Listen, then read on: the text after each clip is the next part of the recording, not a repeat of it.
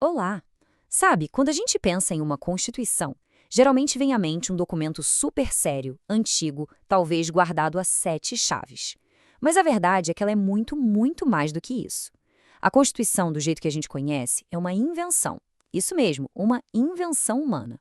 Ela não brotou da terra, ela nasceu de um movimento histórico longo e fascinante chamado constitucionalismo. Ok, então vamos direto ao ponto. O que é, afinal de contas, uma Constituição?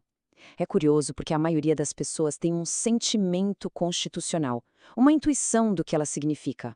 Mas na hora de definir, a coisa complica. É só um papel? É um conjunto de regras? Ou tem algo mais profundo aí? Para a gente entender de verdade, vamos tentar uma abordagem diferente.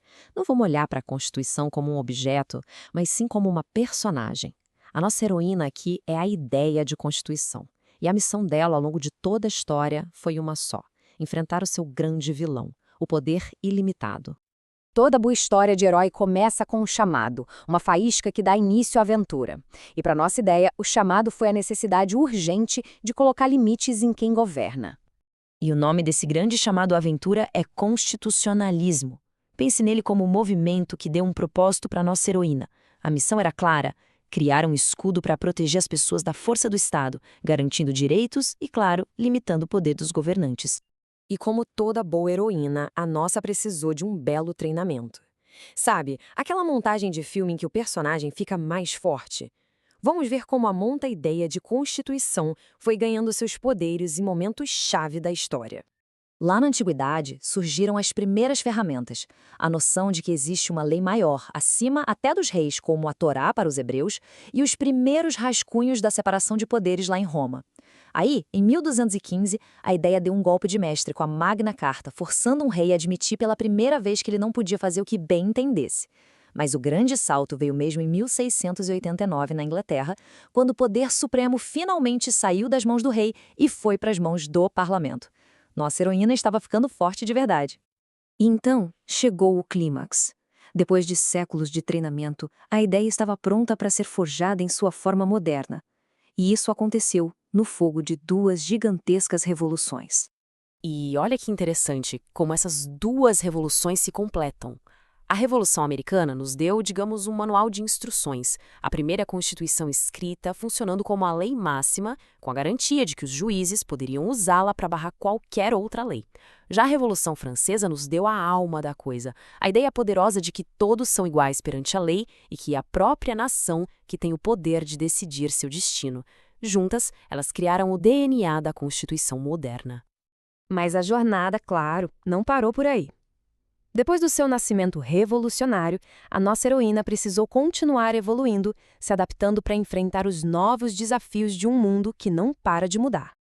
Primeiro, tivemos a fase liberal. Aqui, a Constituição era basicamente um escudo, dizendo para o Estado: ei, não se meta na vida das pessoas. Depois, com as desigualdades da Revolução Industrial, veio a fase social. O escudo virou uma ferramenta, exigindo que o Estado agisse para garantir saúde, educação, bem-estar. E, finalmente, depois dos horrores da Segunda Guerra Mundial, a gente chegou na fase contemporânea.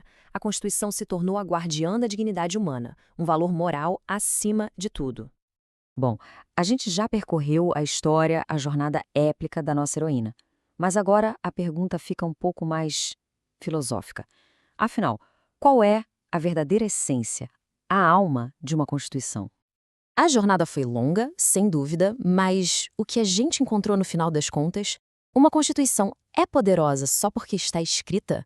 Ou a força dela vem de outro lugar? É aqui que o debate fica bom de verdade. Basicamente, existem três grandes respostas para essa pergunta.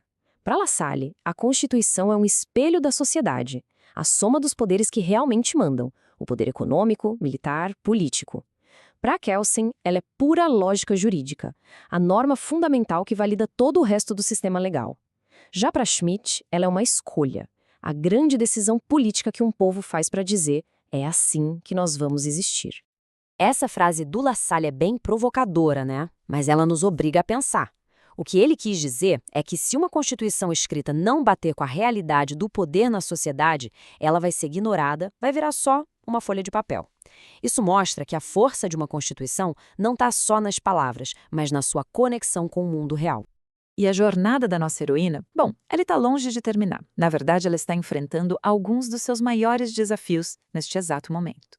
O mundo mudou e a Constituição precisa acompanhar. Hoje, a luta não é só contra o poder do Estado, mas também contra o poder das gigantes de tecnologia. A missão agora é construir uma igualdade de gênero que seja real, reconhecer as culturas dos povos originários e, talvez o desafio mais traiçoeiro, defender a democracia de ataques que usam as próprias leis para enfraquecê-la por dentro.